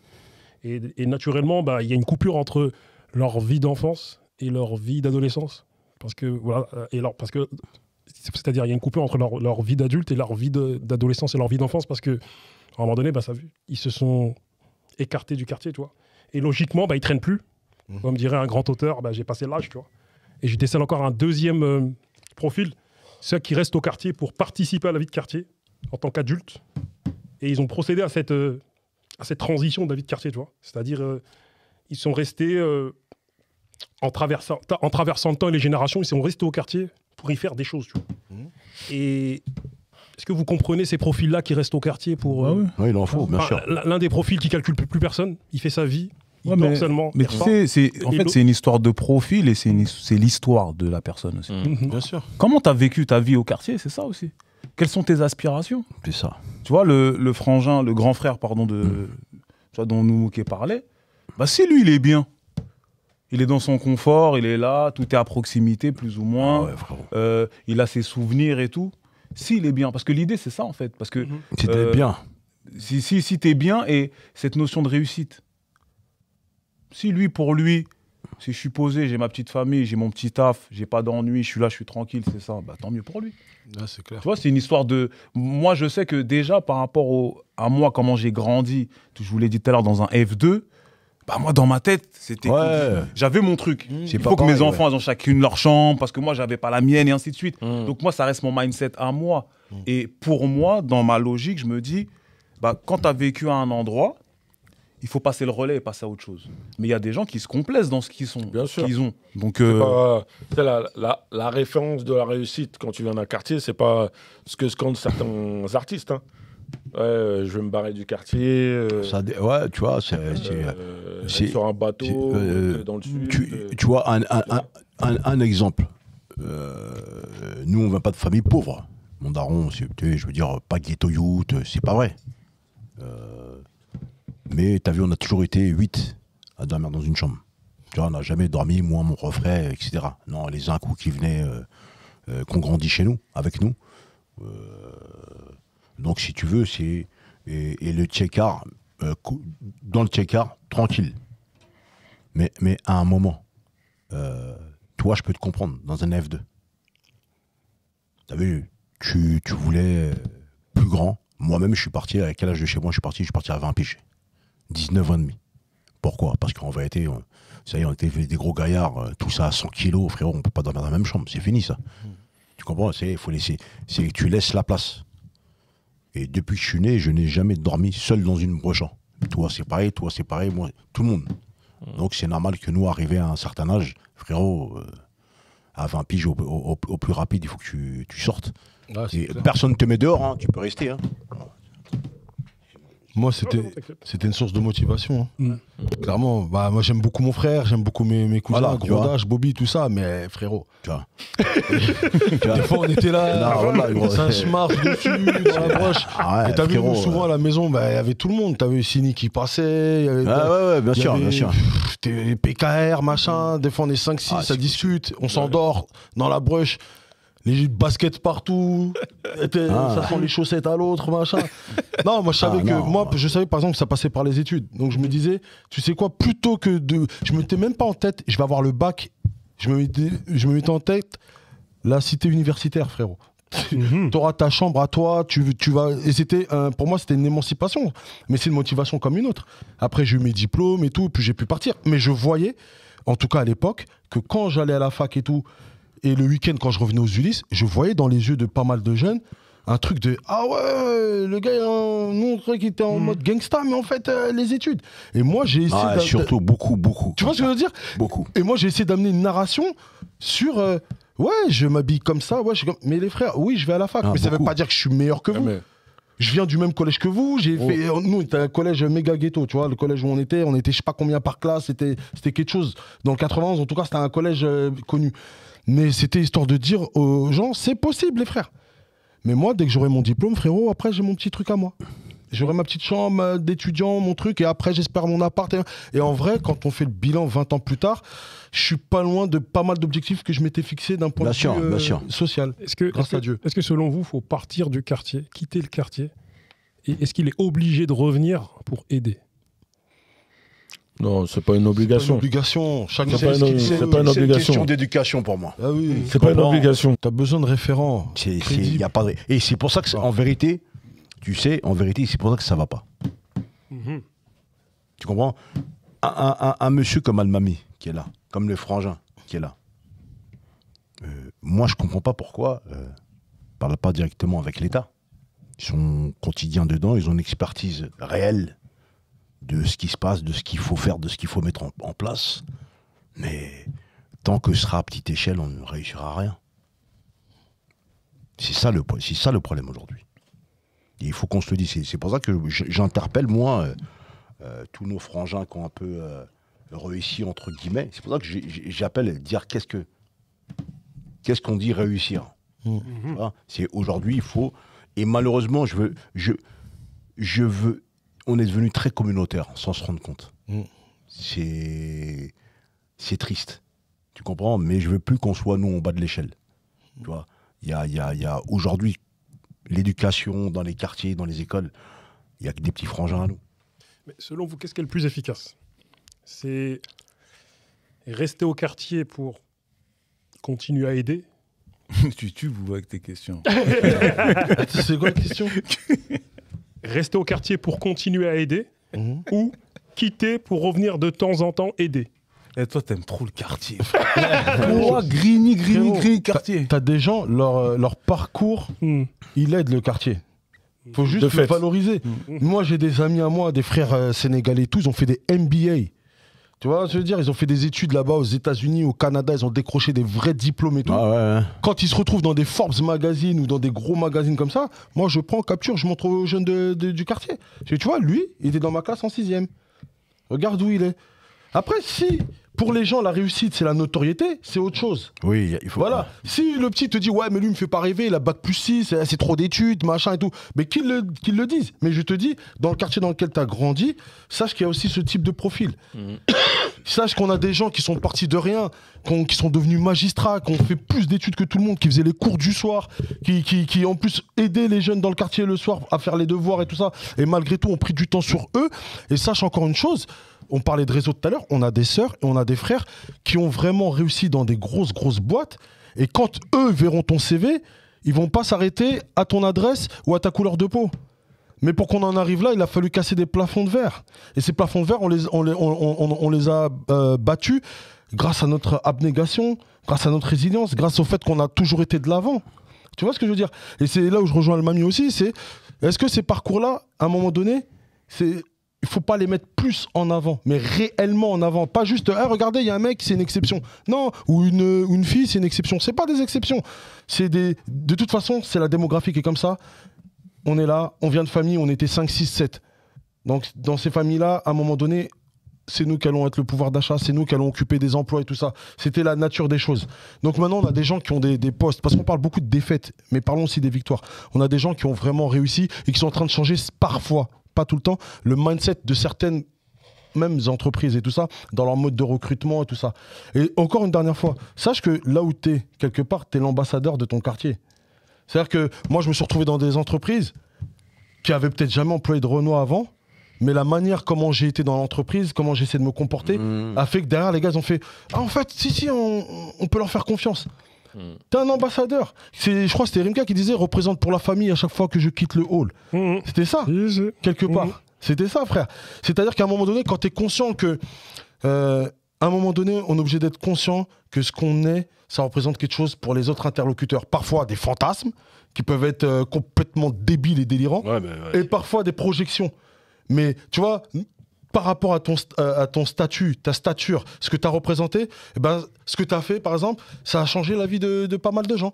Que tu le veuilles ou non, il y a des gens qui se disent, en fait, ces gars-là, mais ils sont vraiment courageux, t'as vu un machin. C'est pareil pour Almami. Il a sûrement fait changer d'avis pas mal de gens sur les grands Renois qui ont des barbes. Tu vois ce que je veux dire? Ouais, mais c'est lui aussi. Regarde comment il est arrivé aussi. Son affiche là. Non, mais parce qu'il est arrivé en étant lui-même. Et donc, il a dit aux gens, moi, je suis comme ça. Toi, tu t'appelles peut-être Bertrand, Hamid, moi, c'est Almami. Je vais me présenter dans une élection en faisant les choses proprement. J'ai une beubare, je fais 1m90. Je vais pas faire de mal aux gens. Par contre, j'ai des choses à dire. C'était ça, hein, c'était il y a 15 ans, on a fait émergence. Bien sûr. C'était politique. Le fait d'avoir nommé Almami comme tête de liste à l'époque, c'était déjà un acte politique. C'était un pari. Bien sûr. Et je te jure que ça a marqué des générations. Et pas qu'en Ile-de-France, loin de là. Donc, en fait, on assume notre statut. Donc, pour moi, Almami, ce qu'il a fait, ou Noumouké, ou Barbeux, ou toi et tout, quelque part, on est représentant de ce que nous sommes. On se représente nous-mêmes, et après, ceux qui se sentent de rentrer dans notre narration, ils rentrent avec nous. Mais à la fin de tout ça, frérot, qu'est-ce qu'on raconte? Qu'est-ce qu'on raconte? On racontera quoi à nos enfants? On racontera, papa, il a grandi là, mais regarde, aujourd'hui, il est là. Et t'as un enfant qui dira, oui, mais papy, eh ben papy, il venait de là-bas. il venait de Kinshasa, il venait de Bamako, il venait de Conakry, ce que tu veux. Il est arrivé par une certaine histoire en France. Et cette histoire de France, voilà comment lui s'est arrêté à cet endroit-là. Cet endroit-là, pour beaucoup d'entre nous, c'était la banlieue. Oui, mais c'est des zones de relégation, c'est des zones... Non, non. Ça, c'est ce qu'on veut te faire dire chez les médias. Voilà, nous, maintenant, la banlieue, comment nous, on l'a vécu. T'as vu? Maintenant, moi, je suis arrivé à ce stade-là. Aujourd'hui, t'as vu, ici, on a des enfants, ils font du poney, frérot. Ils font du, je sais pas, il y en a, ils font de la danse classique parmi nos enfants, tu vois ce que je veux dire? Il y en a, ils font de la flûte, t'as des enfants à nous, on est là, solfège, ils font du piano et tout, on fait, ah bon? Et des fois, tu lui dis, mais tu sais, là, toi, tu fais du solfège, nous, il y avait que des KX, des KTM dans la cité, des bagarres, des tournois de foot et tout, mais en vrai, ça veut pas dire qu'on est meilleur que les autres, ça veut dire que, en fait, on a peut-être aussi passé un certain step dans le mindset. Tu vois? Et c'est là, et après, eux, ils feront autre chose. Et on manque de respect à personne, et surtout pas à nos ascendants, à nos ancêtres, à nos aînés. Il y a un exemple concret par rapport à ta question. Un ancien de Champigny, chef étoilé, Thierry Marx, qui passe par la mairie, justement pour avoir un maximum de jeunes apprentis et tout, issus même du département, même pas que de sa ville. Et là, en 2024, il crée sa première école pour former des futurs chefs. Il ne s'est pas arrêté qu'au Val-de-Marne. Je crois qu'il va faire sur Saint-Ouen aussi. Et sur Saint-Ouen, je ne sais plus quel autre département. Tu vois ce que je veux dire? Ça, pour moi, c'est du concret. Le gars, il est chef étoilé, il est connu mondialement, mais il n'oublie pas d'où il vient. Et il sait que d'où il vient, il y a encore énormément de difficultés. Donc, il se met au service de la population, en quelque sorte. Mais par contre, je pense que ça a pu se faire parce que il a eu des bons interlocuteurs sur place, au niveau politique. Des gens ouverts. Sachant que je pense que nous tous réunis, je pense qu'on a des élus qui sont en place. Ils vont jamais chercher à soit développer ou essayer d'ouvrir des portes en passant par nous ou en collaborant avec nous. Parce que pourquoi? Parce que malheureusement, tu as des personnes qui aujourd'hui font de la politique pour leur personne. Alors que logiquement, quand tu fais de la politique, c'est pour tout le monde. Non, et il est là le problème. Aujourd'hui, c'est... Tu vois ce que je veux dire? Aujourd'hui, les générations ont changé. Moi, je suis d'accord avec tout ce que vous dites. Hein. Mais moi, pour sauver nos enfants, et pour... il faut leur apprendre d'où ils viennent. C'est le plus important. Tu vois, même quand tu habites un quartier et que tu as grandi dedans, faut pas le rejeter. À part, comme j'ai dit, si tu as perdu une famille, un frère, etc., dans une certaine situation. Mais moi, je pense que... Putain, je deviens ouf avec les... Désolé. Donc voilà un petit peu... Mais alors, tu dis que Monsieur Marx, il revient dans son quartier, il l'a pas oublié. Non, je n'ai pas dit, il revient. Non, il fait les choses, mais il n'a pas oublié. Est-ce qu'on a le droit d'oublier ou pas? Non, mais déjà, tu as le droit d'oublier. Ouais, parce que tu fais ce que tu veux. Parce que le calculer ou pas? Parce qu'en vrai, le quartier, tout le monde ne vit pas le quartier de la même manière. C'est ça. C'est ça, en fait. C'est-à-dire que, comme tu le disais tout à l'heure, des fois, c'est un moment de transition, transitoire. Tu es là, ok, ça a été une partie de ma vie, maintenant je passe à autre chose. Bien sûr. Il y en a d'autres qui ont une telle attache qu'ils veulent forcément redistribuer ce qu'ils ont pu acquérir. Tu vois? Donc ça dépend des profils et tous les profils sont louables. Maintenant, moi, ce que je dis, c'est que c'est les actes qui comptent. Bien sûr. Pourquoi c'est les actes? Parce que comme je le disais, et moi je prends mon exemple, c'est-à-dire que moi je suis à Villepinte, j'y suis très rarement, uniquement pour aller chez le barbier, en vrai. Quand j'y reste, hein, sinon j'y travaille, mais pour aller chez le barbier. Mais de loin, j'ai quand même un œil sur ce qui se passe. Et du coup, à la marge, il y a toujours des petits jeunes qui me sollicitent sur des trucs. Et si je peux les aider, je les aide. Tu comprends? Donc mon attache, elle est là. C'est-à-dire que chacun bosse à son échelle. Tu vois? On me voit peut-être plus. Parce que souvent, on me dit « Ah, mais l'ancien, on ne te voit plus. » Je dis « Mais les gars, j'ai 44 ans, vous voulez que je fasse quoi ?» Mais par contre, si demain, tu m'appelles, tu as besoin de trouver un travail, tu as besoin de trouver un stage, Bien sûr. tu veux des conseils, je suis là. Il n'y a pas de problème, je suis là. Donc il y a ceux qui agissent via des actes, mais sans être au quartier. Et après, il y a ceux qui sont implantés dans le quartier et qui aident via les associations, via ce qu'ils font sur le terrain. Juste Bouba, pour rebondir sur ce qu'il dit, pour moi, il y a vivre au quartier et vivre le quartier. Pour moi, c'est deux choses différentes. Hein. Aussi. Il y a là où tu habites le matin, tu pars. On reste 2 heures. Tu vois ce que je veux dire. Donc pour moi c'est deux choses qui peuvent s'additionner, mais qui peuvent aussi être divergentes. Tu vois. Donc il y a des gens, pour moi, qui font du bien au quartier sans y habiter encore. Et il y a des gens qui sont encore dans le quartier et qui font pas forcément du bien à l'environnement dans lequel ils sont restés, tu vois. Et l'exemple de Thierry Marx ou l'exemple de certains de nos footballeurs qui ont réussi ou artistes ou quoi, le prouve. Hein. Moi, je sais que pour moi, il y a cette notion d'ambassadeur. Moi, je sais, par exemple, nous, on vient d'une ville où il y a beaucoup de gens qui ont percé dans le foot. Ah ouais. Mais je sais que si Titi n'avait pas pété le score comme ça, qui serait vraiment intéressé peut-être aux Ulysses, malgré le talent, tu vois. Et le mec, il a représenté, il a mis le truc haut, on s'est intéressé. Et après, je pense qu'on est une des villes avec le plus de mecs qui ont signé pro dans leur ville. Ouais, c'est incroyable. Tu vois, c'est incroyable. Ça dépasse l'entendement. Ouais, mais pour ça, il y a eu des gens qui ont montré la voie. Contribuer. Et avant Thierry Henry, je te dirais même chez nous, pour ceux qui connaissent bien le sport, il y avait Daniel Sangouma en athlétisme. Tu vois, qu'on oublie souvent de citer, Daniel Sangouma. Moi, je sais que quand j'étais gamin, en tant que gamin des Ulysses, de me dire qu'il y a un champion du monde qui habite dans ma ville, c'était une dinguerie. Je l'ai vu le truc à la Tu nous as propulsé loin, là. Non, mais parce que c'est notre jeunesse. Mais Ouais, tu vois, mais on en revient, c'est notre jeunesse. Et c'était nos modèles aussi, quelque part. Tu vois. Tu vois, c'est nos modèles parce que tu es dans une ville où tu vas à la boulangerie, tu vois un mec, puis à l'époque, il n'y a pas les réseaux sociaux. Donc, ouais, champion du monde d'athlétisme, il est là, il est devant toi à la boulangerie. Tu vois, non, il y a pas eu il y a eu des bonnes choses quand même. Ah ouais. Attention. Nous, Donc, nous, on avait eu un champion de boxe qui vit à Créteil. Ça m'a attristé de le voir en mode SDF, tu vois. Mais quand on était gamin, bien sûr. c'était la référence en fait. C'était Ouais. notre Mike Tyson, notre Mohamed Ali. Tu vois ce que je veux dire? Et malheureusement, tu as plein de gamins, tu vois, ils sont connectés que via les réseaux. Tu vois, c'est ceux qui ont 1 million de likes et autres, alors qu'on a des vrais gens qui ont fait des choses dans la ville. Tu vois, et souvent, par rapport au sport et par rapport au rap, moi, ça peut me tuer.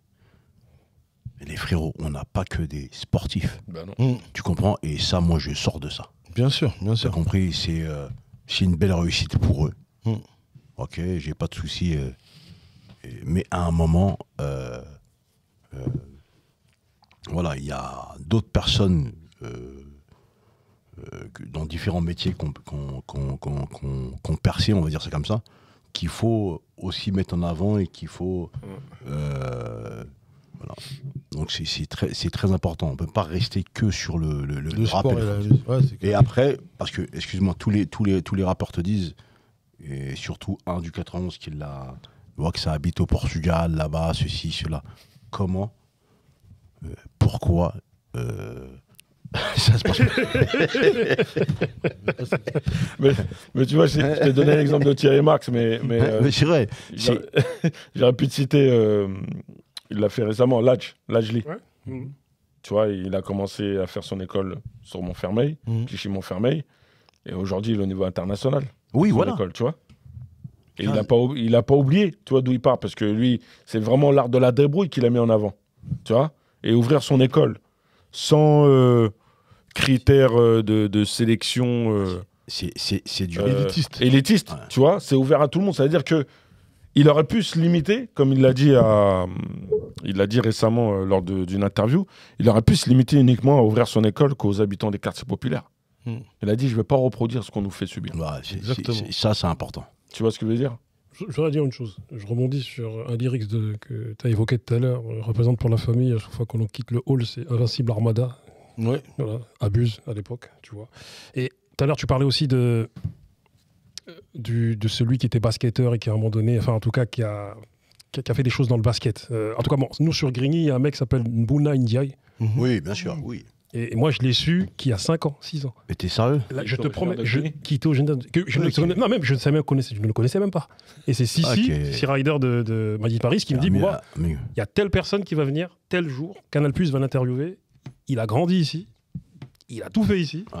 Et le mec aujourd'hui, il travaille dans le basket, il fait en sorte de faire transférer les joueurs basketteurs. Wemby, c'est lui. Voilà. Ah oui, c'est un joueur basketteur africain en NBA. C'est un grand mon frère, ouais. C'est ça, il est Donc très proche de mon frère. Vous pouvez le faire venir à Grigny, par exemple. C'est-à-dire qu'en fait, moi j'ai appris dans une interview récemment que Lui, dans les années 80, à Grigny, ce qu'il faisait, c'est que quand il est arrivé du bled, il allait au marché et il organisait les poubelles du marché. Tu vois, les poubelles du marché. Petit à petit, il s'est intéressé un peu à ce qui se passait dans Grigny. Il s'est dit, je vais faire du soutien scolaire pour les petits à Grigny, en même temps, leur faire du basket. Et si t'as pas des bonnes notes, tu fais pas de basket. Et il expliquait tout ça, c'était comme ça. J'ai dit, mais moi, le truc, c'est que j'avais jamais entendu parler de tout ça. Oui, mais c'est... Dunk Nation. T'as entendu parler de Dunk Nation? Bah, c'est lui aussi. Et le mec, il a grandi là-bas. Et des fois, j'évoque son nom à quelques jeunes de Grigny, là, qui sont un peu en mode... ils partent dans tous les sens. J'ai dit, les gars... C'est possible. Il n'y a pas que là. En tout cas, pour ceux qui sont. Et toi, tu veux quitter le quartier, toi? Que tu nous demandes à nous, mais Non. J'allais en venir à moi. mais toi, on va finir par moi. Moi, avant que j'en vienne à partir de Grigny et que j'aille à Villepinte rencontrer ce monsieur, entre autres. Proche de l'aéroport. Voilà. Moi, en fait, j'avais peur de quitter Grigny parce que je me disais, si je quitte Grigny, elle sera où ma place? Imagine que je quitte et quand je reviens, on me reconnaît pas. Ouais, sans ton socle. Voilà, sans mon socle. C'est genre, c'est là, j'ai grandi, c'est là mon environnement, c'est là. Tu vois, c'est là, je sens là, tu vois, je sens le Grigny là, tu vois. Et je me suis dit, si je pars, elle sera où ma place en fait, tu vois. Et j'avais peur. Le choc géographique. Voilà, je me suis dit, voilà, ma place, elle est là en fait, tu vois. Et t'as vu, avec le temps, j'ai compris qu'en fait, c'est mieux de quitter pour mieux revenir.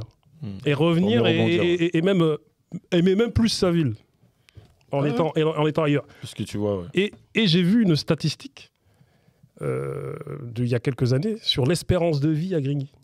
Elle est plus basse que sur le plan national.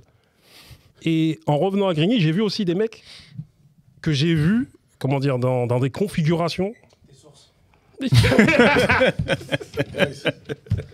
Je valide. la voix off. Regarde ce mec là, regarde-moi ça là. Il est là, j'étais en train de faire mon instant black là, regarde-moi ça. Dans l'émotion. Et du coup, en revenant à Grigny, j'ai vu des gars, par exemple, un jour j'étais là, je me disais, si je reviens, si je vois lui avec son pit, ça serait un truc de fou. Parce que ça fait depuis 96 qu'il se promène avec son pit et qu'il a sa manière de parler. Il y en a, ils sont restés bloqués, frérot. Oh mais je suis arrivé, je l'ai vu avec son pit. Et ça m'a fait peur. Parce qu'à un moment donné, parce que je me suis dit, je reviens de temps en temps et je revois à n'importe quelle période, je vois toujours certaines personnes aux mêmes endroits. Et ça fait 40 ans que ça dure. Et du coup, j'ai compris aussi que certaines personnes aussi, dans les endroits dans lesquels on a grandi, ils veulent pas quitter l'endroit où ils sont parce qu'ils ont un planning et ils ont des repères qu'ils veulent pas bouger. Oui. Quitte à ce que ça amoindrisse leur espérance de vie. C'est-à-dire, je fume mon bédo à tel moment, je vais au café là, je reviens là, tac, le soir je suis avec eux, je dors, je repars. Mais est-ce que c'est pas un manque de projection, ça? Ouais. De toute façon, pour moi, excusez-moi, il y a un manque de maturité aussi chez beaucoup d'hommes dans les quartiers, qu'on retrouve un peu moins chez les femmes. J'ai pas les statistiques, mais je trouve que parfois, souvent, les femmes, elles comprennent plus vite pas mal de choses. Et puis souvent, elles sont bons conseillères aussi, sur les fréquentations qu'on a pu avoir et tout. Fais attention à un tel. Et toi, t'es dans ton truc de Vatos Locos, c'est mon gang, c'est jusqu'à la mort. Et au final, elle a peut-être pour toi jusqu'à fatiguer, mais pas beaucoup de tes bougs au final, tu vois. Donc, moi, c'est pour ça que c'est pour plein de raisons similaires où j'ai pris du recul. Mais c'est clair que pour moi, l'endroit où j'ai grandi, les Ulysses, c'est pour moi un des meilleurs endroits où j'ai pu vivre. Parce que j'ai rencontré des gens merveilleux, des familles, d'une solidarité. Frérot, des trucs de fou qu'on a vécu là-bas et tout. Et voilà, après, il y avait des choses négatives aussi. Il fallait aussi que je sorte d'une certaine condition psychologique que je vois ailleurs. Pour me dire, quand j'y retourne, je fais « Ah, mais en fait, ça va ». Tu vois, il y a des gens, un tel, ça n'a pas bougé, mais je suis plus obligé de me le coltiner, si tu veux. Je te dis bonjour, et puis après, moi, je vais par là-bas, tu vois. Parce que en restant dans l'endroit où tu as grandi, c'est pas tu dis bonjour, frère. Le gars, il te dit mais attends, viens, on n'a pas fini de parler de la dernière fois. Mais frère, des fois, tu parles avec des mecs qui te parlent de ouais, mais rappelle-toi en 98, quand tu m'as dit. Ah ouais. Frérot, moi, entre-temps, j'ai voyagé là, j'étais là, on a monté des boîtes, on a perdu de l'argent, on a récupéré de l'argent, on a fait des sociétés, on a fait des associations, des concerts, j'ai été voyager à tel endroit, Non, mais ça, c'est des trucs de rappeurs, là, je sais pas quoi. Arrête de, tu vois. Et tu fais waouh. Voilà le truc où il est. Tu vois. Tu sais, je vais t'expliquer un truc. Nous, on habite à Choisy. Ok. On est à 8 minutes de François Mitterrand. Bibliothèque, François Mitterrand. Il y a des mecs de ma ville que je connais avec lesquels j'ai grandi. Ils ne sont jamais sortis du périmètre. Du périmètre du quartier. Peut-être la sortie qu'il a, c'est Belep, vite fait, s'acheter une paire de baskets. Vite fait, histoire d'eux. Sinon, il est marié avec une fille du quartier et ils sortent jamais. Ah, c'est l'ouverture aussi. Hein. Et quand t'as pas d'ouverture, t'es mort. T'es mort, c'est-à-dire que t'es mort. Pour lui, t'es un martien. Et pour lui, quand tu vas venir lui parler, tu vas dire mais frérot, on va faire ça. Il va lui dire mais frérot, tu me fais de la politique là, t'es un martien. Parce que vous parlez plus le même langage. Et c'est pas. Nous, regarde, par exemple, moi, tu vois, j'ai amené des jeunes sur le quai 54 et même des pères de famille de mon quartier, tout ça, etc. Frérot, t'as vu, il y en a, ils ont pleuré. C'est-à-dire, quand ils me voient, quand ils me voient, ils ont pleuré, ils se sont dit, ils n'avaient jamais vu ça de leur vie. Et peu importe, en fait, le déplacement, je ne parle même pas du tournoi lui-même, je te parle du déplacement à Paname. Bien sûr. On est sous la Tour Eiffel, on est là, on est posé, on va un super week-end. Et quand je lui dis, mais non, mais t'inquiète pas, demain tu reviens, t'es sûr? Ouais, il n'y a pas. Je lui dis, oui, t'inquiète pas, vous allez venir. Et ils ont passé un super week-end parce qu'il a vu que son enfant est traumatisé, il pleure. Et en fait, je vais t'expliquer, et c'est ça, quand ils ne restent pas de leur quartier, quand ils restent dans leur quartier, c'est très violent, frérot. C'est pour ça qu'à un moment, c'est vrai que c'est bien que les gens aussi sortent de leur quartier. C'est important. C'est le B.A.B.A. Sinon, t'es un homme mort. Ça, c'est le piège, la zone de confort. Voilà. Est-ce qu'on risque pas de finir asphyxié? Parce que moi, je connais des gars qui me disent, par exemple à Massy, des mecs qui m'ont dit, tu sais quoi, j'ai déménagé parce qu'à un moment donné, tellement je suis identifié dans le quartier, même quand je travaille pas en tant qu'éducateur ou on vient dans le social, on vient me taper à ma porte, je dois régler trop de problèmes. Ils se disent, frère, je suis asphyxié, j'en peux plus. Est-ce qu'il n'y a pas ce risque-là quand tu bien sûr, non, es identifié en mode, ouais, moi j'aide les gens? Bah, je pense que moi encore, je te dis la vérité, moi j'ai eu une chance inouïe, c'est mon jeune frère Bobby, hein. On a 1 an et demi d'écart, donc on est quasi des jumeaux pour beaucoup de gens et tout. Et lui, c'est vrai qu'il est resté beaucoup plus longtemps au quartier et tout, et il a réglé pas mal de choses, et notamment avec toi sur pas mal de problématiques locales. Et voilà, à un moment donné, je lui ai dit, frérot, t'as vu, va falloir que, tu vois, faut qu'on trouve une solution là. Toi, ouais. Là, en vrai, c'est même en mode grand rêve que je te parle, tu vois. Il a trouvé ses solutions. Aujourd'hui, je suis très fier de lui. J'ai d'autres frères aussi qui sont dans coach sportif et tout ça. Quand ils étaient plus jeunes, c'était la vie de quartier. Ils l'ont vraiment vécu et tout ça. Moi, je l'ai vécu aussi, mais t'as vu, avec la musique, la culture et tout, moi j'étais un bouc, j'aimais bien lire et tout, tu vois. Tu sais, ça me sortait en fait de mon quotidien et tout ça. Mais t'en as d'autres, c'est pas parce que vous êtes de la même famille que vous aspirez aux mêmes choses, tu vois. Ouais, c'est ça. Mais t'essayes par ton modèle de montrer, écoute, même si j'ai pas un chemin qui te fait rêver, voilà moi ce chemin-là vers les choses qui m'a évité. Maintenant tu prends, t'es grand, tu prends ou tu prends pas. Tu vois ce que je veux dire? Et en vrai, aujourd'hui, oui, à un moment donné, il a fallu prendre En tout cas, moi, ça a été... Pour moi, c'était une situation qui a été salutaire. C'est-à-dire que vraiment, prendre du recul, ça m'a aidé. Mais là, je te parle, peut-être il y a des jeunes des US qui vont faire, mes frérots, t'as pris du recul il y a 15 ans, toi. Pourquoi tu vois, contrairement à ton frère Bobby, qu'on a vu plus longtemps sur le terrain, mais ils savent même pas que même des décisions, des fois, Bobby, il était sur des trucs, il m'appelait moi, à distance. Ouais, toi, t'en penses quoi de cette situation? Et vice-versa. Et moi, je l'appelais, je lui disais, ouais, pour tel et tel truc, il me faut des jeunes. C'est lui qui me dit, t'inquiète, j'ai 4 jeunes pour toi. Et c'est des gens qui ont beaucoup donné de leur personne pour les quartiers. Vraiment beaucoup, beaucoup. Moi, j'ai donné de ma personne, mais des gens comme mon frère, des gens comme Youssef, et d'autres associations de terrain aux Ulysses, ils se sont presque sacrifiés, tu vois. Vraiment, quand tu fais le bilan, ils se sont presque sacrifiés. On arrive vers la fin de notre entretien, parce que Grace, depuis tout à l'heure, me regarde. Mais Bouba, est-ce qu'il y a une date, un âge limite pour revendiquer son appartenance? Un âge limite. Est-ce qu'il y a un âge limite, les gars? Est-ce qu'à 60 piges, tu vas encore faire les bails, les airs? La vraie question. La vraie question. Non, mais c'est parce que, tu vois, moi, il y a une de mes filles, elle a un terme, c'est « Papa, t'es gênant ». Bah oui. Tu vois, des fois, elle me dit ça. Quand je suis dans la maison, tu vois, ou des fois, nous, on leur raconte des choses. Tu vois, elles sont adolescentes et tout, 15.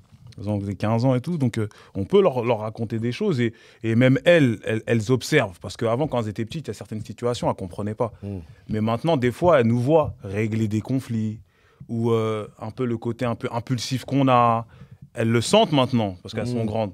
Et donc, elles analysent et des fois, elles disent « Ah ouais, papa, t'as fait ça, en fait. Mais quand tu vas dans la ville, à chaque fois qu'on va à Villepinte, à chaque fois, lui, il dit ça, lui, il dit ça, lui, il dit ça. » Et elle me dit « Ouais, mais c'est gênant un peu. » Donc, est-ce que à un moment donné, on ne doit pas... Lâcher tout ça. Enfin, moi, je sais pas. Ah, si, à un moment. C'est une question que je pose. Hein. Mais c'est une grande question que tu poses là. Est-ce qu'il faut lâcher prise ou pas à un moment donné ou... Après, moi, je pense qu'il y a des problématiques de terrain et de violence sur le terrain. Tant qu'on peut encore les régler, comme ça c'est encore fait tout récemment, malheureusement, c'est un peu notre mission. Hein. Comme quand nos darons, ils réglaient les histoires qui se passaient au pays alors qu'ils étaient en France, tu vois. Mais Ils ont pas dit, ouais, ça y est, j'ai un âge, j'ai plus le temps, tu vois. il y a un- Mais il faut trouver il y un... a un truc aussi, il faut qu'on se dise la vérité. Si on veut changer les choses, il faut s'engager aussi. Parce que le faire au niveau associatif, tout ça, à un moment, on n'a plus de poids. Mhm. Tu comprends? À un moment, on n'a plus de poids et il y a aussi ce truc-là qu'on n'arrive pas à se comprendre. Parce qu'à chaque fois que, encore une fois, les mauvais interlocuteurs, on les met en politique, il y en a qui retournent leur veste. Ouais, mais... Tu vois? Donc il faut être assez courageux pour passer un cap aussi. Tu vois, aujourd'hui, il y a des mairies, le maire, il va pas t'écouter. Donc il faut prendre sa place. Non, mais ça, c'est à cause des rebeux et des rendants de service. Bah oui. Public. public. Je rebondis un peu sur ta question. Parce que regarde, il y a un problème en France.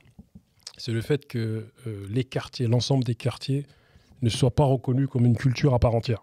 C'est-à-dire que, moi je comprends qu'à un moment donné, la culture la plus mal vue, même si elle n'est pas reconnue comme étant une culture, c'est celle des quartiers aujourd'hui. C'est-à-dire ce qu'on appelle les wesh-wesh.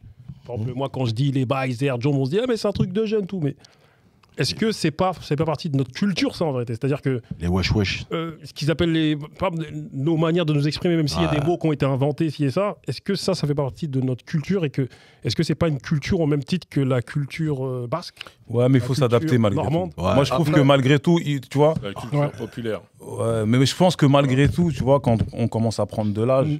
même si on renie pas d'où on vient forcément, tu vois, on a des codes. Ouais. Mais je pense que quand même, tu vois, tout à l'heure, on a fait un débat sur les grands. Tu vois? Et ben, je pense que ça, c'est en toi, mais il y a des moments, il faut le laisser en toi. Ouais. Faut pas forcément le... Tu sais, par exemple, nous qui intervenons là tous auprès de jeunes, dans différentes sphères, et ben, on s'amuse pas à utiliser ces codes-là en réalité. Wesh Renaud. Mm. Tu sais, on a Bah oui. quand on est entre nous en privé, on va le faire, Oui. ok? Parce qu'on est détendu, on est dans un autre cadre. Mais lorsqu'on est dans un cadre, on va dire de société ou professionnel, on est obligé d'avoir un cadre général ou des codes généraux. Non, mais pour rebondir sur ta question, c'est j'ai envie de dire en quelque sorte, les codes. Tout est codé dans la société. Tu vois? Effectivement, quand on est en intervention, on s'adresse à des gamins, on va employer un terme générique, en gros, tu vois. Mais quand on va être en suivi individuel, et t'as un gamin, par exemple, qui fait son malin, on peut se permettre de lui dire, hey, tu vas arrêter tes wecheries, là, en fait. Tu vois? Parce que là, il s'agit de ton cas perso, et tu dois te concentrer, tu vois? Là, il faut que tu te concentres sur toi-même. Si nous, juste pour le fun, on se met à leur niveau, on va être d'aucune utilité en réalité, tu vois. Mais par contre, sur la question de la culture, bah, on appartient à une culture populaire, en fait. Tu vois ce que je veux dire? C'est-à-dire que le fait d'avoir grandi dans des villes populaires, au quartier populaire, bah, le brassage de toutes ces communautés, de toutes ces générations, bah, on fait que on a enrichi en quelque sorte aussi la langue française, puisque aujourd'hui, il y a certains mots Ils rentrent dans le dico. qui rentrent dans le dico. Tu vois ce que je veux dire? Donc quand on parle d'enrichissement, c'est qu'on compte parmi les autres. Tu vois, c'est pas genre un dénigrement ou minimiser le fait que, oui, on est pointé du doigt ou qu'on soit stigmatisé parce qu'on ne parlerait pas comme les autres. Non, on parle comme tout le monde, sauf que entre nous, on a développé des moyens de communication autres que les standards. Dernière question. Dernière. Parce que Grace, sinon, il va me mettre un coup de coude. Est-ce que vous comprenez ceux qui restent au quartier, qui se marient avec les femmes du quartier, qui font des enfants au quartier, qui se marient même avec Le quartier. Le quartier. Ils ont côtoyé des femmes qui ont déjà côtoyé des gars de leur quartier. Et Fred Barbeux, il a raison. Ah oui. Tu veux rajouter une heure de plus? Non, du tout. Mais est-ce que pour vous, c'est un manque de projection ou c'est juste une adaptation ou est-ce que c'est logique? Pour moi, chacun son histoire et chacun sa part de bonheur, frérot. Ouais. Si la personne, elle est heureuse comme ça...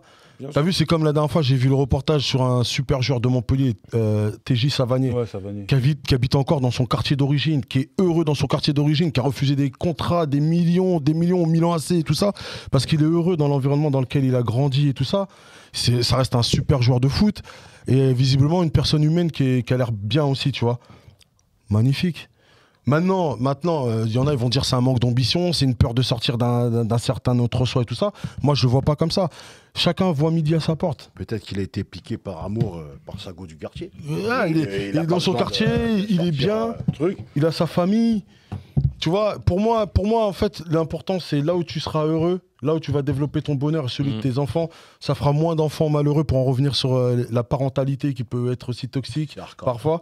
Et voilà. Et quand tes enfants sont heureux et que toi, tu es heureux, même si la vie, elle est extrêmement dure pour tout le monde, c'est tout ce qu'on peut se souhaiter à n'importe quel endroit. Pour moi, il y a pas la cité, elle n'a pas de barrière comme on dit, mais en même temps, la cité non plus, c'est pas non plus l'enfer sur terre. Ouais. Voilà. Donc pour moi, ça quand tu as voyagé dans le monde, tu sais que certaines cités françaises, à part voilà, une dizaine de cités où c'est vraiment un peu, on va dire, c'est un peu ghetto youth. Voilà, c'est pas non plus la mer à boire. Moi, j'ai été au Zaïre, j'ai été à Abidjan, j'ai été dans les pays rebeux, frérot. Au Brésil aussi, j'ai été. Crois-moi, quand tu vas à Bobo derrière les rails, frérot, c'est quand même pas Grigny. C'est 100 fois pire. T'as compris? Donc après... tout est relatif. Tout est relatif, tu comprends? Je pense qu'on est quand même pas mal lotis. Et on va pas se mentir, non plus. On va finir par une note d'amour. Comment vous expliquez l'amour que vous portez pour ces lieux? Pour les quartiers? Pour les quartiers. Pour votre quartier. Moi, ça m'a fait. Tu vois, moi, tu sais, en plus, comme je le dis depuis le départ, c'est-à-dire que moi, je suis pas issu de quartier populaire. Mais je sais que... Mais de ville populaire. De ville populaire, ouais. Mais dès lors que j'ai migré dans le quartier populaire avec mes frangins, qui sont devenus mes frères aujourd'hui, eh ben, je me suis construit d'une autre manière. Mais totalement. C'est-à-dire que j'ai pris confiance en moi,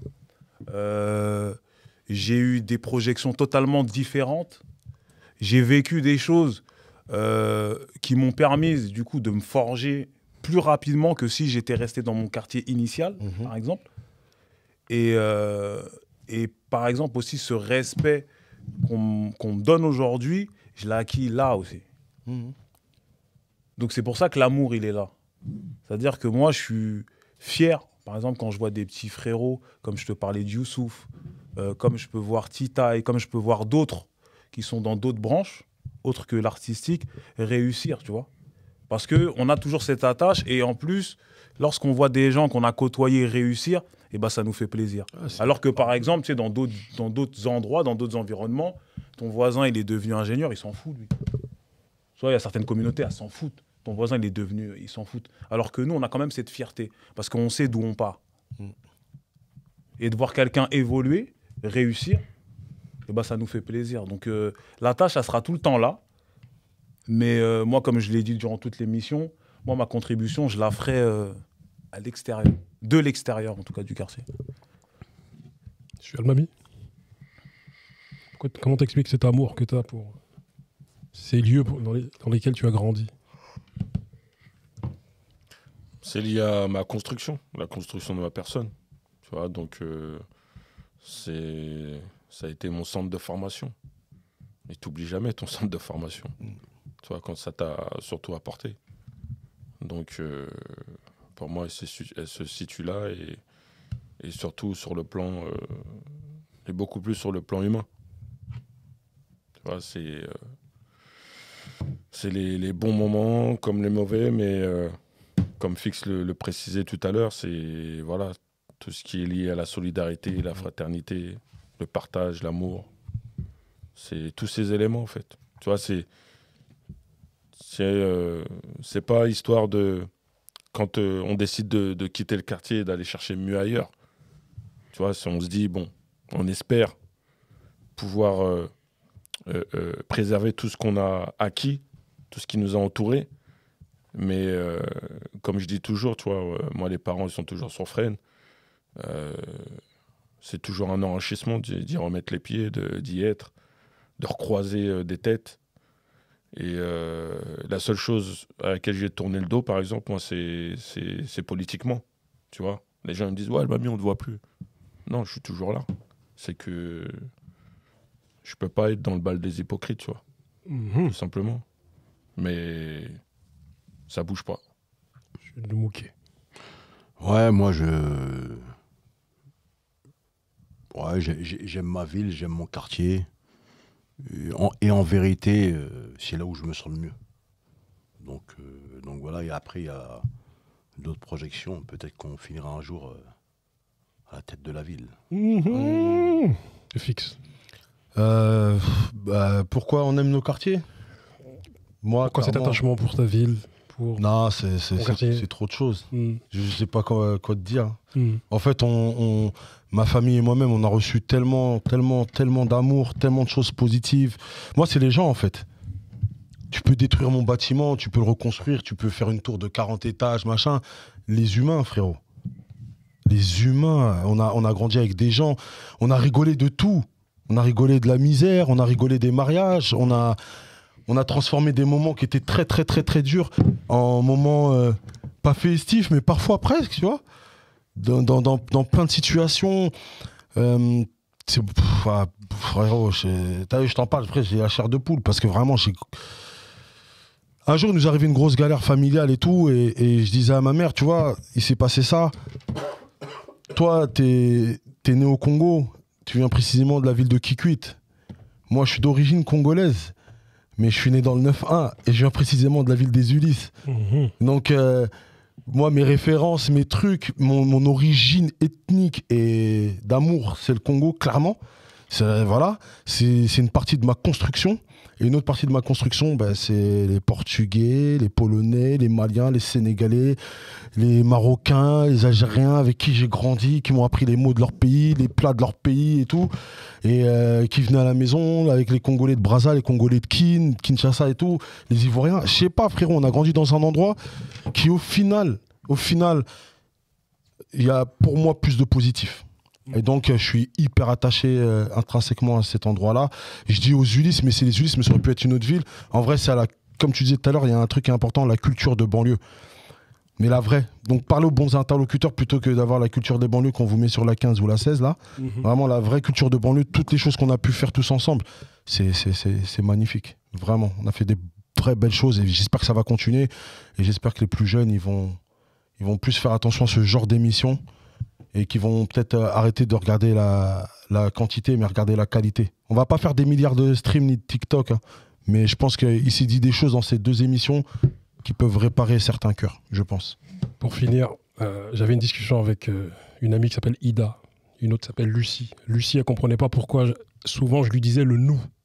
Parce qu'elle avait un interlocuteur avec lequel elle parlait, qui vient des quartiers, qui disait mais nous. Elle comprenait pas ce nous.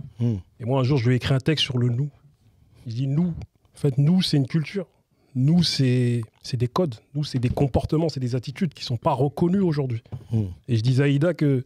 Et après, je disais à Aïda, dans une autre discussion, qui ne comprenait pas Elle ne comprenait pas que j'arrivais à mettre sur une même échelle le fait d'être d'origine sénégalaise et le fait d'être de quartier, de Grigny, des banlieues. Elle disait, mais moi, je ne comprends pas. Je dis, mais tu n'as pas traîné, tu n'as pas rôdé, tu t'es pas assis, tu n'as pas vanné. T'as pas galéré. Parce que quand t'es une femme dans les quartiers, t'as pas le même vécu qu'un homme de quartier. Tu t'es pas fait contrôler, t'es pas fait casser la gueule, t'as pas rigolé, t'as pas séparé des embrouilles. J'ai dit, il y a tout ça qui fait que... C'est pour ça qu'on utilise le terme « nous », une culture qui n'est pas reconnue, mais que nous, on aime, même si elle n'est pas reconnue. Et c'est une culture hybride qui mélange la culture d'origine de nos parents, qui mélange la culture française, et qui mélange ce que nous on a apporté, tu vois, cette espèce de culture hybride. Et moi je serais toujours étonné par lorsqu'il y a un décès dans les quartiers, même à 4h du matin, tout le monde vient, tout le monde se ramène, une solidarité Incroyable. qui n'existe pas Franchement, ailleurs. ça, ouais, il n'y a pas de... Sur ces mots, messieurs, je vous remercie. Merci à toi. Merci à toi. Merci à toi. Il y aura d'autres marathons. Il y a nos femmes qui vont te remercier aussi. Parce que tu nous as pris un dimanche. Dédicace à monsieur Zell et monsieur Un dimanche Grace. à Bamako. Oh, un dimanche à Bamako, Bamako Gringois. On te remercie pour le tiep. Hein. Ouais. Et ma sœur Syrah, Merci Ah à oui, Syrah. merci, Syrah. Syrah. Merci Syrah. Délicieux. franchement Délicieux. magnifique. Très bien. Merci à vous. Et on veut la même thématique, mais qu'avec des femmes. Ça va se faire, vous inquiétez J'aimerais pas. bien avoir aussi leur ressenti, même si je sais que tu invites beaucoup de femmes sur beaucoup de choses comme ça. Mais là, c'est vrai que nous, on a dit beaucoup de choses à travers notre regard à nous, notre expérience. Mais c'est un tout. Hein. Le quartier, c'est un tout. Exactement. On est tous ensemble. Il faut leur ressenti, leur vision, c'est important. Exactement. Merci à vous, on est au studio Grace TV. Grace, Merci à Grace. Merci à toi. Grace. même si t'es un enfoiré, merci à toi. Merci à Grace, Mm. TV et DLNC. Merci, Ice. Merci.